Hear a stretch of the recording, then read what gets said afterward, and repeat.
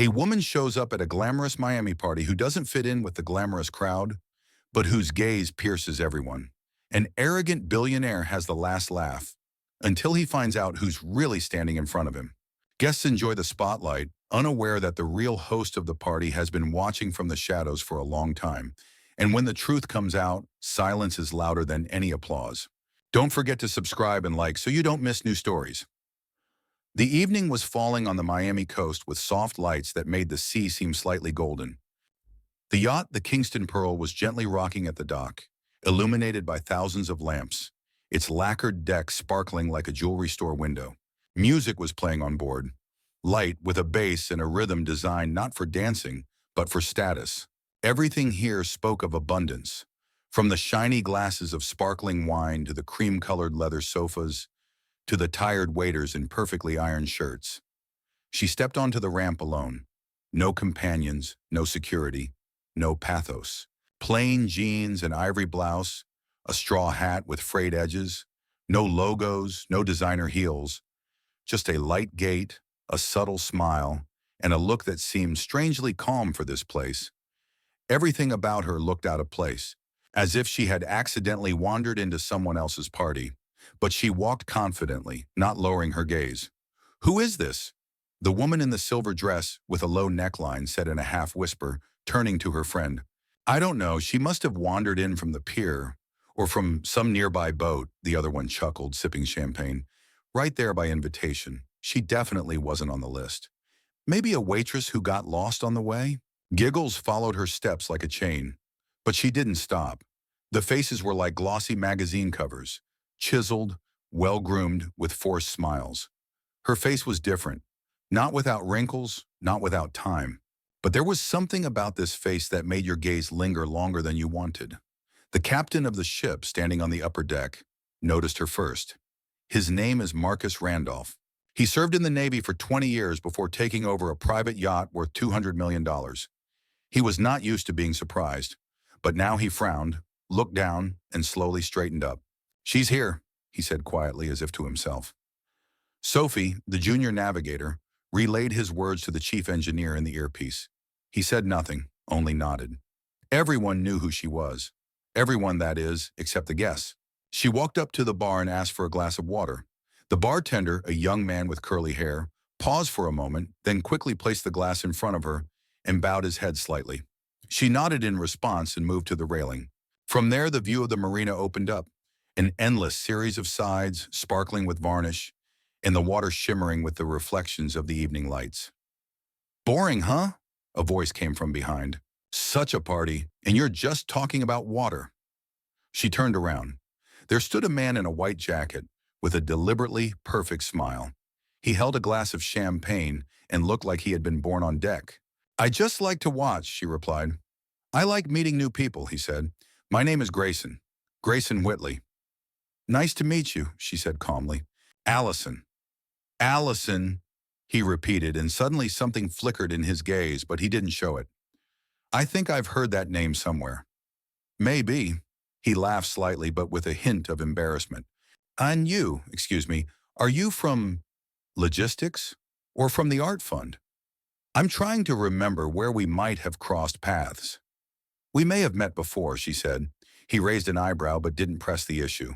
Then his friends came up to him, and he gave her a quick grin and left. She watched him go, lingering a little longer than necessary. On board, everything was lively. Guests laughed, posed, discussed startups, cryptocurrencies, new yacht clubs on the coast. Someone was filming stories. Someone was calling a drone to shoot from above. It was all noise, an illusion, and she knew it better than anyone. "Ma'am," Sophie said quietly, approaching, "shall I escort you to the bridge?" "No, I'll just stand here." "Certainly." The captain watched her from the shadows, not interfering. He knew Allison didn't like fanfare. She always chose silence. "Tell me," one of the guests turned to him, noticing his glance. "Who is this woman? She looks as if she forgot where she left her village boat." "This is the mistress," he said quietly. "The mistress of everything." "Sorry?" But he had already turned away, not intending to explain. She would understand herself, sooner or later. Live music played on the lower deck. A string quartet alternated with a DJ. People were spinning, drinking, chatting, sometimes whispering, "Is she still here? Have you seen the way she looks? Strange, but there's something about her." She didn't answer anyone. She just stood there holding on to the railing as if she could feel the yacht's pulse. Her hair was fluttering slightly in the wind. There was a calmness in her eyes that hid years. When the sun finally disappeared behind the horizon and the sky turned purple, a black boat stopped at the pier. A man in a formal suit got out with a silver briefcase. He silently handed it to the captain and left. The crew immediately understood. The deal was done. Inside the briefcase were the final documents. Now everything was official. Whitestone Capital, the 3 yachts, and half of Marina's fleet of yachts were now hers. But she remained silent for now. Her time had not yet come. On deck, the music grew louder. The conversations grew louder. The laughter more confident. But underneath it all, there was a silence that bred power. True power needs no introduction. It just walks in and shuts everyone up. Below deck, the engines hummed, rocking the yacht's hull ever so slightly, as if a giant heart were beating somewhere in the depths of the water. Night had already come into its own, spreading across the ocean's surface in thick shadows and a mirror reflection of the lights from the shore. A soft wind brought the smell of salt, tan, and something faintly familiar, perhaps distant changes. The upper deck was in a commotion. Laughter, toasts, flashes of cameras. One by one, guests threw off their jackets. Cocktail dresses sparkled as if they themselves had become part of the illumination. One of the musicians, noticing the mood, switched to a livelier melody, and the rhythm was immediately picked up by the conversations. Grayson Whitley stood among the people, like a sun at the center of his system. He joked, raised glasses, told stories of supposedly disastrous deals he refused to make, and every gesture he made was calculated to emphasize he was in charge. Everything was his, or would soon be his. "Gray," Brooke Hale drawled, leaning toward him with a predatory smile. "That woman downstairs, do you know her?" He glanced over his shoulder. Allison was standing at the far side, still dressed in the same clothes, as muted as the evening mist. Her head was turned slightly as if she were listening to the ocean, not to the music and conversations around her. "I don't think so," he said, sipping his champagne. "Although, the face seems familiar. She walks with such confidence, as if everything here belongs to her." "Darling," he chuckled, "believe me, if it did, we would know about it." He turned his back on her and continued his game. The other guests giggled, retold his remarks to each other, and some were already posting videos online with captions like, "When a random ant got on a billionaire's yacht." Among them was Lexi Monroe. She looked like a typical blogger. Flawless makeup, phone in hand, straight back, and complete indifference to everything except a good angle. She passed by Allison and almost collided with her. "Be careful, Granny," she said without looking up from the screen. Allison didn't answer. Her silence wasn't weakness. It was dignity. On the bridge, Captain Randolph watched through the tinted glass. He saw the guest's eyes fall on Allison and bounce off like water off steel. He knew how she could be gentle and yet so destructive. Her strength was that she never tried to look strong. "Everything calm?" Sophie asked, coming up from the side. "For now, yes," he nodded. "But she's not here just like that, and the evening isn't over yet." At that moment, a signal lit up below. An elegant black boat moored on the water. A man in a suit and holding a silver case emerged from it. He silently handed it to one of the senior mechanics and also silently retreated back into the darkness. "The documents have arrived," Sophie reported into the radio. "Everything is on schedule." The captain nodded. He knew the briefcase held more than just papers. It represented the end of one stage and the beginning of another. The completion of a deal Allison had been working on in the shadows for months. Reeves Nautical Holdings now owned majority stake in Whitestone Capital, and that meant hers.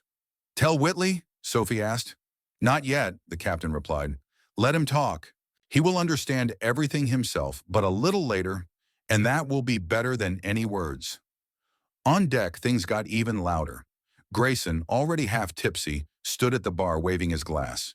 "You know," he said, "if I wanted to, I could buy out half of these marina management companies. Honestly, it's just not interesting."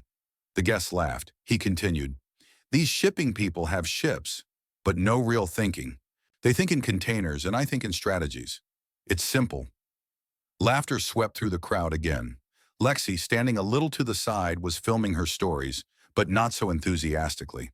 Her gaze slid more and more often towards Allison. "Does she scare you?" Brooke asked, noticing this. "I don't know," Lexi said. "There's just something about her that doesn't match the picture. It's like she's not here for the fun. Maybe a journalist? Or someone's ex? Or future," Lexi chuckled, but her smile was distracted. Meanwhile, Allison walked to the edge of the deck. There in the distance, under the moonlight, her empire was taking shape. 12 yachts, each with a story, each named by her. Not for wealth, but for power, for what she had built with her own hands. "Everything is ready," the captain said quietly behind him, appearing silently. "I know," she nodded, "but it's not time yet. He's getting closer to solving the mystery. So much the better. Let the truth catch up with him when he is least prepared. And if he starts making noise, then the silence will become even louder." The captain smiled slightly and walked away. And Allison stood at the railing, looking out at the lights of the bay. That was her path. That was all she had achieved. And no one who laughed today knew how much those years had cost her. And on deck, unaware that he had already lost, Grayson continued to tell stories. He still thought he was playing his own game, but the board had long since belonged to someone else, and the pieces too.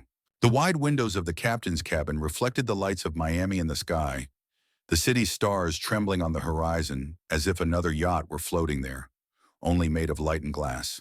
The sea air was growing cooler, seeping through the seams of expensive suits, reminding you that despite the diamonds, you were still on the water. A trail of cocktail conversations swirled above the deck. Arguments about investments, hints at closed deals, empty phrases that were clothed in gold only by the speaker's voice. Grayson stood at the table of oysters, methodically selecting the largest one. His face was slightly sweaty from the humid air, but his smile did not fade. "Have you ever eaten oysters on a yacht that you partly own?" he asked one of his advisors, a bespectacled man with the pale skin of a financier. "Not yet," he chuckled. "But everything is ahead, right? Oh, believe me, this feeling is amazing, almost erotic, especially when you know that in a week you will sign a contract and deprive your competitor of his entire coastline." "Are you talking about Reeves Nautical?" "Of course," she squeezed out. "The legend of the woman with the coastal ships is just a fairy tale for glossy magazines. All they have is old glory. I'll take the rest for pennies." "Are you sure the owner doesn't hold any trump cards?" Grayson laughed, throwing his head back. "And if I had, I would have shown them long ago. Silence is a sign of weakness, my friend. It's like chess with your eyes closed. If your opponent doesn't make a move, it means he's blind." And down below, on one of the closed decks, the chief engineer carefully opened the case that had been delivered earlier. The metal lock clicked, and at the same second the screens in front of him came to life. Documents appeared. Electronic, certified, signed in 3 countries. Translations, seals, transaction confirmations. Confirmation that Reeves Nautical Holdings had completed the takeover of a controlling stake in Whitestone Capital. "All clear," he said into the radio. "It's done." The captain on the bridge heard the report and closed his eyes for a second. "Accepted. The position is maintained. Nothing on deck had changed. Only one person felt the air around him suddenly grow heavier, as if the weather had changed imperceptibly but inexorably. It was Lexi Monroe. She sat alone, her glass still catching the light of the reflected fire, and watched. Her fingers moved across the screen of her phone, but her eyes were fixed on Allison. She was still standing by the railing, as if she hadn't heard the conversations, the taunts, the laughter. Her gaze was directed toward the bay, but Lexi felt she was seeing everything. Everyone. Every phrase, every false look. "It's weird, isn't it?" she muttered to herself. "What exactly?" Grayson came up, leaning on the railing. "This woman. She is here, but it's as if she's not with us." "Well, you know, everyone has their quirks. I'm sure she's just trying to pretend she has something to hide." "Or there really is," Lexi answered calmly. Grayson chuckled and turned away. Meanwhile, below decks, on the tech level, Sophie headed to the server room. Internal data was stored there, including the broadcast that would begin at midnight for journalists, investors, and interested parties across the ocean. The main monitor flashed the words "Ownership Confirmation RNH. Launch is in place," she said. Video signal is ready. Shareholder updates will begin sending out in 3 minutes. Display the report on the main display in the captain's room, the captain's voice sounded. A moment later, a panorama of charts and graphs unfolded before him. Growth, acquisitions, financial revaluations. His face remained impassive. He was waiting for only one thing, a command from her. Whitley doesn't understand anything yet, Sophie said quietly, approaching him. He will understand, the captain responded, and the moment will be perfect. On deck, everything was as before. Conversations, whispers, toasts, another song with a saxophone. No one knew that with each blow of the waves, the sides of the yacht belonged to another world, to another name. Grayson caught Allison's eye again as he walked toward the bar. This time she was looking straight at him, without moving, without challenging him, but something inside him froze in that look. "Excuse me," he said, coming closer. "I'm still curious. Where did we meet?" "Perhaps you don't recognize me because you only looked at the costumes and not at the eyes," she answered softly. "Is this supposed to mean something? Sometimes what you don't notice is the most important thing." He laughed, but his voice was a little quieter. "You still haven't said your last name, and you named yours too often." At that moment, his phone rang. He glanced at the screen automatically. At first, nothing special. Then mail, new message. Subject: changes in shareholder composition, official notification. He opened it and froze. What the hell? He scrolled down. Last name, first name, signature, all seals, all details. Date, today, time, 10 minutes ago. Signatory, Reeves Nautical Holdings. Signature, Allison J. Reeves. "No," he muttered, sinking into a chair. "This can't be," but it could, and it was. He slowly turned his head. Allison was still standing there, by the railing, and only now did he see that her gaze was not just calm. It was final. The thick evening air hung over the deck, as if the night itself had slowed its breathing so as not to interfere with what was about to happen. The music died down unnoticed. It seemed as if the sound had been turned off not by hands, but by a silence that came from within, from the very essence of what was happening. People turned around, fell silent mid-sentence. Glasses hung in the air. All attention, all glances were now directed at one figure. At the woman at the railing, whose name had just surfaced in letters, notifications, alarming dozens of screens. Grayson Whitley sat in his chair, clutching the phone as if he wanted to crush the glass.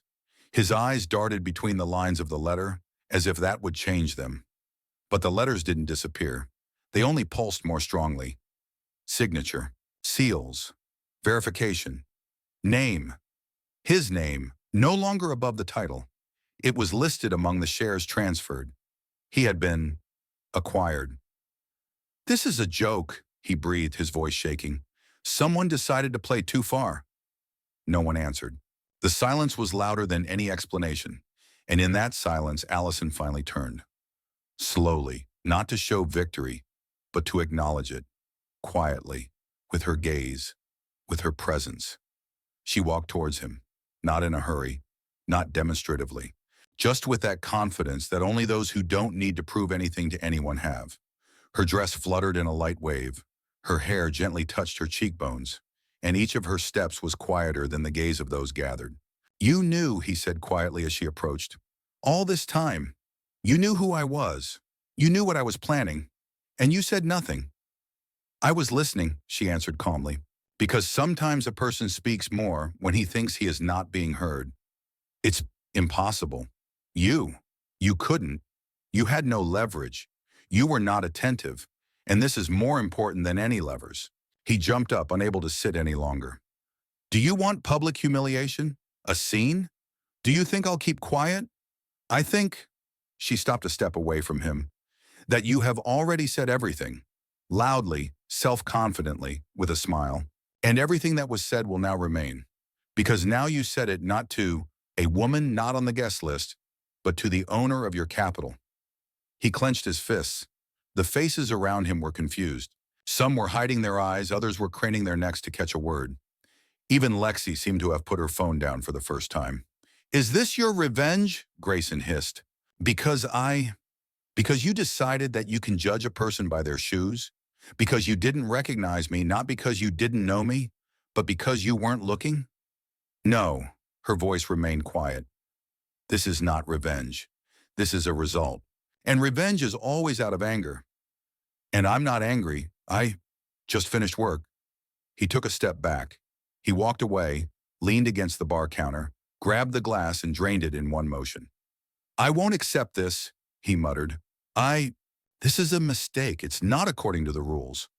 It's exactly according to the rules, a voice said behind her. Lexi, the one whose image until now seemed to many to be nothing more than a filter and makeup.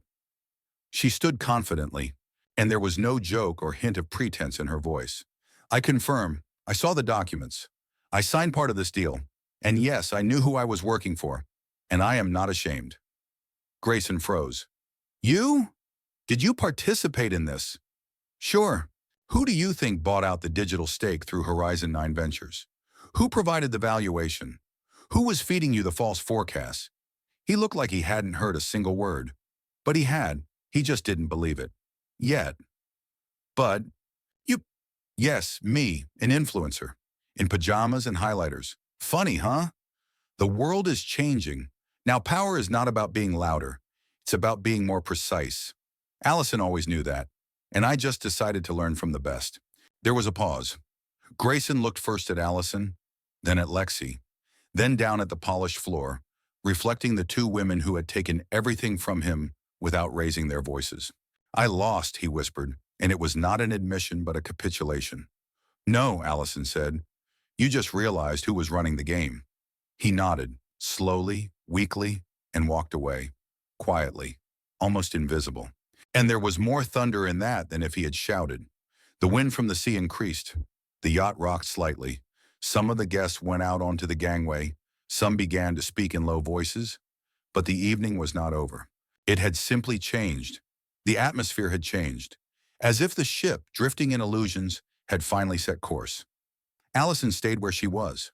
Lexi walked up to her. I think there's still a lot we can do together, she said. I think so, Allison nodded. But not today. No, today is just an evening. Just the truth, without press releases and articles.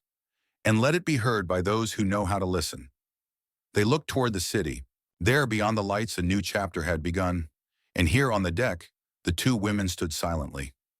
Victory needed no words. It breathed in the wind. It lived in the water. And it was reflected in their eyes. The night slowly faded, absorbing the last of the lights from the shore. The waves rolled lazily toward the side, as if rocking the ship and everything that had happened on it. The air became quieter, denser, as if the ocean itself was listening. The yacht no longer seemed like an arena or a podium. Now it was a temple of silence, a place where something big had ended, and something bigger had begun. Allison stood at the very edge of the deck. No photographs, no flashes, no attention. Just the salt air, the stars overhead, and the reflections of the water that held no faces. Everything was clear. She felt something inside her receding, making room. Not for pride, for peace. How are you? A voice came from behind. She turned. Lexi was walking toward her, wearing a light jacket over her evening dress. There was no dance or play in her movements, just the simple confidence of someone who knows who she is. Quiet, Allison replied. And for the first time in a long time, that's good. I didn't think you'd let him understand everything like that. Without press conferences, without loud phrases, just showed him. Big phrases are for those who don't know how to wait. But I can. Did you know that he wouldn't recognize you? Of course, he never really looked. For him, everything is packaging. Who's in what? Who's with whom? He can't discern the essence, and that's his weakness. Did you know that I would take your side? Allison looked at her. I saw how you listen, not what they say, but how they remain silent. This is a rare skill. Lexi chuckled and nodded. And you're not just a teacher, you're an architect. You didn't just build an empire, you did it in the shadows. Because the shadow is not a weakness, it is a choice. You can see everything in it without going blind. The wind picked up. A napkin flew off the deck, swirled in the air, and disappeared into the darkness. The guests left. The musicians had long since put down their instruments. The captain stood on the bridge, watching the city. The crew began to prepare for departure, but no one was in a hurry. Everything happened slowly that night, as befits real changes. You know, Lexi said, you didn't just change his fate, you changed mine. I used to think you could buy everything, opinion, reputation, status, but now I know that true strength comes from saying nothing, from just being. Just being is the hardest thing, Allison agreed, especially in a world where everyone wants to seem. I want us to work together, not just on paper, but for real. We're already working on it. Allison smiled softly. It's just not time to give it a name yet. They fell silent. Somewhere in the distance, the whistle of another ship sounded. The day was beginning, the first after the break. Are you coming back to town? Lexi asked. Yes, in the morning. I need to be in the office. Tomorrow, construction of the new terminal begins. And in a week, the launch of a women's fund for those who left the system and don't know how to start over. You've already started changing the world. I'm simply returning what was forgotten, a voice for those who were not listened to. And you're the loudest in this, Lexi said quietly. They walked down the gangway. The captain nodded to them, and the crew opened the passage to the boat. The sky was beginning to brighten. The first colors of dawn touched the horizon. Everything around seemed to freeze before a new movement. As the boat pulled away from the yacht, Allison turned around. The Kingston Pearl stood like an island, like a memory, like a stage where the final act had been played. No applause, no curtain, just silence and the wind. It was over. You know what they'll say, Lexi said, that this is revenge, that you ruined a man, that you were too cold. Let them talk, Allison said calmly. They're always looking for an explanation for anything that doesn't fit into their scheme. And I'm not their scheme. And you won't remain silent anymore. I wasn't silent. I just didn't scream. And now everyone heard. The boat was moving away. The sea became a little lighter, as if parting before them. Behind them was the yacht, the city, the night. Ahead was the beginning, not new, their own. Aren't you afraid he'll try to come back? Lexi asked. Let him try. Now he knows what the word owner means. Lexi smiled. Allison looked ahead, not at the shore, not at the horizon, but into the depths, where the real things began. And that was where her path was now.